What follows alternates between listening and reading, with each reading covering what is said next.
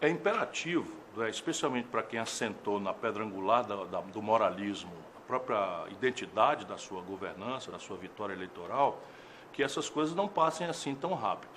E, nesse sentido, o simbólico da presença do Moro, né, um juiz exibicionista, chibata moral da nação, não pode ser relativizado o valor com que você olha os seus antagônicos, a sua oposição, né, com lupa para tudo que for contradição no campo moral ser hipertrofiado, transformado em escândalo deslegitimador e constitutivo de um outro projeto e assentar esse outro projeto nisso. Mas, de novo, é uma aposta numa ignorância que o nosso povo não tem. O nosso povo está cansado das contradições do PT, predispôs-se, essa é a maior força vitoriosa no Brasil, a um antipetismo, mas essa força se reúne para negar. Na medida em que ele assume o governo, ele agora precisa afirmar. E aí tem coisas práticas. O Bolsonaro, como deputado, já malversou verbas do seu gabinete. Se ele fosse prefeito, o mesmo padrão moral é autorizado que a gente imagine que ele também teria malversado. Se ele tivesse sido governador, se ele tivesse sido ministro. E agora, mais concretamente, né, nós já temos a iminência absolutamente flagrante. Quer dizer, o Sérgio Moro não pode, assim, rapidamente se liberar, porque há aqui um componente de natureza legal, trata-se de uma notícia-crime potencial, e uma questão de moral, de decência, que é, volto a dizer, uma pedra angular escolhida por eles para afirmar a razão de ser da mudança que deu ao Bolsonaro o mandato. Então é preciso dizer o seguinte, se o Bolsonaro emprestou para o tal Queiroz o dinheiro, cadê o cheque? Que dia foi? Essa foi uma nova operação Uruguai que o Collor fez para tentar limpar? Que data foi? Foi antes ou foi depois da escandalização? Para tentar cobrir a coisa. Se for um empréstimo, de onde saiu o dinheiro do Bolsonaro para emprestar? Então, tem coisas concretas relativas ao presidente. O outro é senador. Dentro do gabinete dele fica flagrante que ele estava praticando uma coisa que, aliás, é um escândalo meio vulgar no Brasil. Um cerco de assessores fictícios, laranjas, que dão o seu nome para receber dinheiro público e entregam esse dinheiro público, lavando esse dinheiro para o político gastar sem prestar contas. Isso é apropriação indébita. Isso, sob o ponto de vista do titular do cargo, é peculato. Então, há um conjunto de notícias-crimes que o senhor Sérgio Moro está obrigado a esclarecer a nação brasileira, e eu quero dar um tempo, né? Não quero ser um trombeteiro, que nem um petista raivoso, que é o bicho mais parecido com o bolsominion. Deixa ele tomar pé aí. Daqui uns 100 dias, eu tenho toda uma plataforma por onde eu vou começar a cobrar as coisas, que é o papel que a população brasileira deu a mim.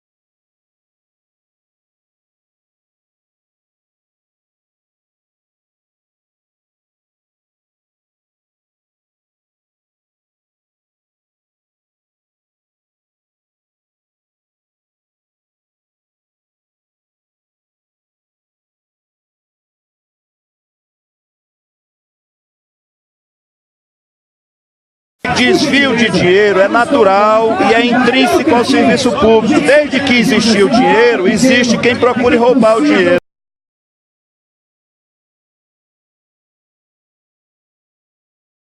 Um ex-executivo da empreiteira Galvão Engenharia afirmou em delação premiada ter repassado dinheiro via Caixa 2 para Lúcio Gomes, irmão do candidato à presidência pelo PDT, Ciro Gomes.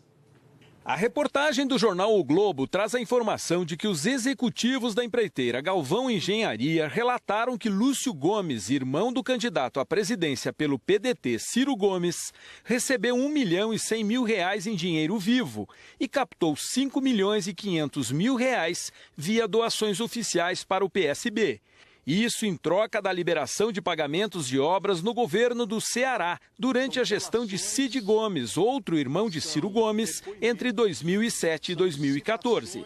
Ainda segundo a reportagem, o delator Jorge Henrique Marques Valença disse que Lúcio orientava a empresa a procurar diretamente Ciro ou Cid para uma conversa institucional, na qual deveriam indicar a ordem dos recebimentos das pendências que deveriam ser cobradas. A construtora detinha alguns dos principais contratos da gestão cearense, como a Arena Castelão, Eixão das Águas e o Centro de Eventos da capital. Mas o delator afirma que nunca esteve com Ciro e que o presidenciável e o irmão dele, o então governador Cid Gomes, procuravam dar uma aparência institucional ao serem abordados sobre pagamentos devidos pelo Estado do Ceará à empresa. Como informa a reportagem, o caso mais emblemático envolve uma negociação em 2010 para o pagamento de um crédito de 28 milhões de reais relativos à construção do Eixão das Águas. O delator afirma ter sido recebido na casa de Lúcio Gomes, onde ouviu do irmão de Ciro o pedido de 6 milhões e 400 mil reais em espécie para ser empregado nas eleições daquele ano. A empreiteira teria autorizado a negociação e recebido ao longo do ano seguinte 18 milhões de reais do governo cearense. O saldo de 10 milhões foi prometido para o ano seguinte, mas nunca teria sido pago. Em função do pagamento apenas parcial, o delator afirma que repassou 1 milhão e 100 mil reais em espécie para Lúcio Gomes. A reportagem do jornal O Globo informa que, para confirmar os relatos, o ex-executivo entregou comprovantes bancários dos repasses oficiais. São planilhas internas com controle da entrega de dinheiro em espécie e também e-mails. Num e-mail de 16 de dezembro de 2010 a seus superiores na empreiteira, o delator avisa que já havia previsão para o pagamento ser feito e pede que os executivos da empreiteira procurem Cid e Ciro. Já tem orçamento, só falta ok do governador, Cid Gomes. Estou agindo, mas é importante a ajuda do Mário com o irmão mais velho, Ciro Gomes, que já está no Brasil. Mário é Mário Galvão, sócio da empresa e também delator. Naquela semana de dezembro de 2010, de acordo com o Globo, a imprensa noticiou que Ciro Gomes estava em viagem à Europa e retornaria ao Brasil na quarta-feira 15. O e-mail foi enviado, portanto, no dia seguinte ao seu retorno.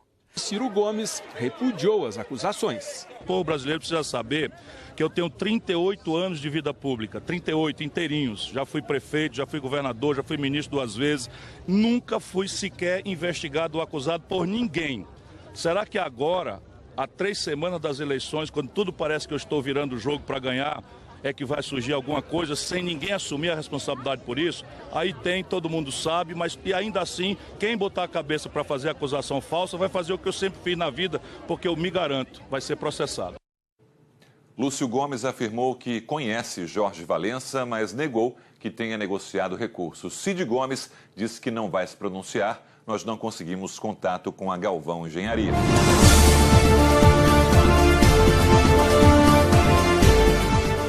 Hoje você vai conhecer o segredo do sucesso que transformou Sobral, terra dos irmãos Cid e Ciro Gomes, na melhor educação do Brasil. A cidade que virou modelo nacional de gestão com a melhor nota do IDEB e conquistou recentemente 38 premiações do Escola Nota 10, do Programa de Aprendizagem da Idade Certa do Governo do Ceará, frauda as avaliações externas da Prova Brasil e da SPAES.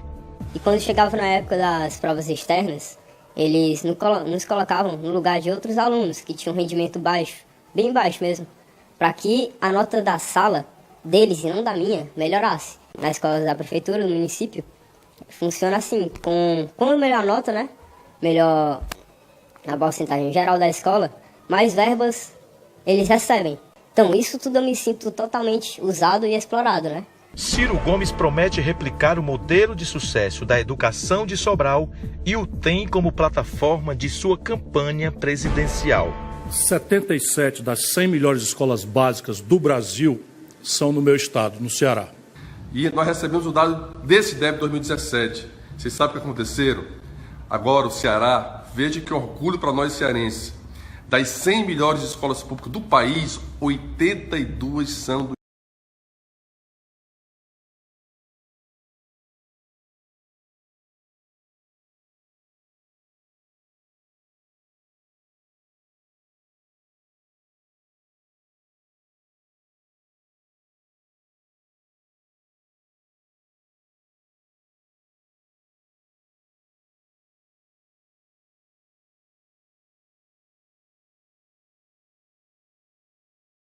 estado do Ceará, gente. Isso é para comemorar, né? Isso mostra os avanços, isso mostra que nós estamos no caminho certo no Ceará. Você vai acompanhar nos próximos dias uma série de reportagens com depoimentos de alunos, pais e ex-professores que vão revelar como a cidade de Sobral, no interior do Ceará, se tornou a maior fraude da educação no Brasil. A direção da escola usa os alunos de bom desempenho para fazer prova no lugar dos colegas. Isso acontece. Isso acontece. E isso acontece todos os anos. Com o consentimento da direção. Com o consentimento da direção. Em todas as escolas em que eu trabalhei, existia esse processo. Desde que série os professores já te aliciam para preencher prova no lugar dos teus colegas de baixo rendimento? No quinto, desde o quinto. Eu da quinta série. Quem era a professora que ajudou ele a escrever a prova, para preencher a prova? A Adeliane. Era professora de quê? Português. Ele fechou as duas. Ele fechou as duas provas 10 com a ajuda da professora. No Emílio Sendim, Caique e em outras escolas, as crianças recebem o gabarito da prova antes de entrar em sala. Teve prova que eles já sabiam quais eram as questões. Todo mundo já sabia já as respostas. Quem foi que passou as questões e orientou eles? Os professores. Como é que vocês entendem a resposta que a professora dá? Ela usa, tipo o cabelo é a letra C, o anel ela era a letra A, o dedo era a letra D, a boca era a letra B. Quem fazia a resposta, a avaliadora ou a professora da escola? A professora. De que? O nome? Era Daiane. Na próxima reportagem da série A Educação do Mal, você vai conhecer a história de um adolescente que perdeu a oportunidade de estudar numa das melhores escolas particulares de Sobral, porque era usado para substituir colegas de baixo rendimento nas provas. A história de um adolescente que perdeu a oportunidade de estudar numa das melhores escolas particulares de Sobral, porque era usado para substituir colegas de baixo rendimento nas provas externas. Isso foi uns 4 vezes que era nas provas semestrais, são 2 provas por ano, aí foram nesses 2 anos. Aí eu fiz as 3 provas, 2 no 7º e 1 no 8º. Quando eles chamaram para fazer a segunda, eu não quis mais, não aceitei. E quando eu contestei, eles disseram que iam tirar pontos meus. Aí eu percebi que eles, obrigavam a gente por uma coisa que a gente não tinha obrigação de fazer, atrapalhavam o meu estudo. Teve uma prova, né, pra ir pro Luciano Feijão, né, essas coisas. E a direção do colégio não deixou ele fazer essa prova porque não queria perder um aluno bom, porque se tirasse ele e outros, como era que ia render? O diretor ou a diretora não concede. Porque não quer perder aquele aluno, porque aquele aluno é um aluno de referência e que pode fazer outros que não são referência serem. Nós conversamos com alunos do ensino fundamental das escolas Emílio Sendim e José da Mata. E agora você vai entender por que o ensino médio está chegando ao fundo do poço no Brasil. Aí eles pediam pro pessoal, da manhã ir pra tarde fazer, dizendo que ia dar ponto, prometendo bicicleta, prometia tablet. E você já recebeu pesca da professora? Já. Conta pra mim como é que foi. Era a diretora, no José da Mata. Elas pegavam, elas deixavam uma brechinha aberta, aí pegava, pedia pra eu virar a prova, aí ela lia a questão, aí falava a resposta pra mim, eu marcava e pedia pra eu ir passando pros outros. A fiscal avaliadora não via? Não, porque a coordenadora pedia pros pros outros, ficar distraindo enquanto ela me falava as coisas. Quem era que orientava vocês a ficarem trocando de prova? A professora. Sabe o nome dela? A Andréia. Ela usava um papelzinho pequeno e a gente botava aqui debaixo da perna. Aí quando a avaliadora se virava, a gente anotava, tipo, a questão é B, A2, a D, essas coisas, a gente anotava, aí dava pra ela passar pro pessoal de tarde. Na próxima reportagem da série Educação do Mal, você vai ouvir relatos de maus tratos e bullying contra crianças e vai descobrir também como e quem ensina crianças do ensino fundamental a preencher as avaliações externas da SPAES e do SAEB no lugar dos colegas de baixo rendimento escolar. Como é que eles querem que Sobral mude, sendo que a corrupção começa já nos colégios, eles ensinam essas coisas pra gente? Fato ou fake? Se você ainda tem alguma dúvida, nós vamos mostrar agora mais depoimentos sobre as declarações que destacam Sobral como a melhor educação do Brasil. A vaidade e a ganância pelo poder não perdoa nem as crianças especiais. Além de forjar laudos médicos, elas são substituídas por alunos que fecham provas nas avaliações externas do INEP. Uma menina e um menino especial, aí eu ajudava eles dois. Às vezes, quando dava, eu trocava a minha prova com eles. Aí fazia a deles, aí depois ela me dava a minha e eu continuava a minha. Eles simulavam as notas, só podia ser. Porque como ele não faz uma prova, não, ele não sabe ler o próprio nome. O próprio nome ele não sabe ler. Ele tem um laudo de autismo, doutor Emanuel deu. Desde 2014 que eu tenho, em 2016 já tirei outro laudo. Na escola Antônio Custódio de Azevedo, agressões verbais e físicas já prejudicaram dezenas de crianças do ensino fundamental. O que você via mais acontecendo dentro de sala com os alunos que tinham baixo desempenho? Agressões verbais, tipo, eles chamavam os alunos de burro, de idiotas. Os professores? Os professores, nas salas.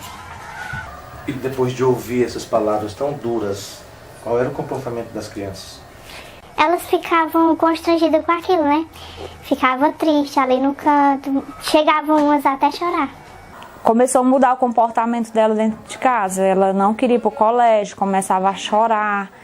Depois eu comecei a conversar com ela e ela começou a revelar que a professora agredia ela, né? Pegava, tacava a cara dela na cadeira, na mesinha, puxava a orelha dela, chamava ela de burra, dizia que ela era muito burra, que ela não ia aprender. Aí ela ficou com aquilo, ela colocou na cabeça que ela era burra e que ela não queria aprender a ler. Tu acha que tu tem futuro? Aí o menino tá... Nem duvido. Tudo começava a olhar pra mim. Aí ela disse assim, tu tem futuro de ser uma dançarina de cabaré ou coisa assim. Como é que tu consegue tirar assim nota boa se tu é feia e burra? A tua professora disse isso? Como é o nome dela? Silvia. Silvia de quê? Eu não sei. Professora de quê? Português. Se você pensa que a organização criminosa que frauda as avaliações externas atua somente em Sobral, se enganou. O esquema criminoso se espalhou desde 2007 por todo o estado do Ceará. Secretários de educação, diretores de escolas e professores, além de servidores públicos, estão por trás da maior fraude da educação do Brasil. Sobral, Coreaú e Itapajé são exemplos do abuso sofrido por crianças e adolescentes para maquiar o resultado do Índice de Avaliação da Educação do Ceará e usar o resultado para benefício político. Nós estamos mostrando para o Brasil inteiro que é possível sim, com política séria, continuada, meritocrática, o grande caminho para construir uma sociedade melhor. Uma sociedade justa, com oportunidade, não tem outro caminho a não ser investindo na educação do nosso povo, dos nossos jovens e das nossas crianças. Em maio passado, o governo do Ceará afastou o delegado André Firmino de Itapajé, depois que ele e sua equipe desencadearam a Operação Educação do Mal. O inquérito policial investigava denúncias de manipulação de notas nas escolas. O secretário de Educação de Itapajé e outros 3 servidores foram indiciados. Os servidores são acusados de entrar no Sistema Integrado de Educação e adulterar as notas de centenas de crianças e adolescentes do ensino fundamental. Todos os ouvidos, diz: doutor, abrange mais escolas, porque essa determinação de não ser reprovado ninguém foi dada em reunião com todos os diretores das escolas do município. Já em Coreaú, 300 laudos médicos atestam crianças com problemas mentais. Há suspeitas de que pelo menos 50% desses laudos sejam falsos. O caso já está sendo levado ao Ministério Público. Alguém da escola lhe procurou avisando que a criança ia ser levada para fazer um exame médico? Não, não procuraram. Não me procuraram de jeito nenhum. Eu descobri depois que ele trocou de colégio. Eu não sabia desse laudo do menino. Os coleguinhas dele descobriram, né? Aí começaram a chamar o menino de doido. Aí o menino chegava em casa chorando, dizendo que os coleguinhas chamavam ele de doido, não aguentava mais. Eu peguei e fui atrás, né, da psicóloga. Aí ela pegou, conversou com a criança e tudo, aí deu, dizendo que a criança é normal. Segundo sua professora, o comportamento dele não tem nenhuma alteração e ele convive socialmente perfeitamente com todos os coleguinhas de sala. O secretário municipal de Educação de Coreaú não quis falar sobre o assunto, mas ele adiantou que as crianças de baixo desempenho escolar eram criminosamente laudadas com o objetivo de maquiar o resultado das avaliações externas. Numa conversa de aplicativo, o ex-diretor da escola Vilebaldo Aguiar, em Coreaú, afirma que não vai permitir a reprovação de 121 alunos da escola e é rebatido pelos colegas professores. Para mim é tudo uma farsa. Só tem um título que é como se fosse um livro de capa bonita e por dentro fosse horroroso.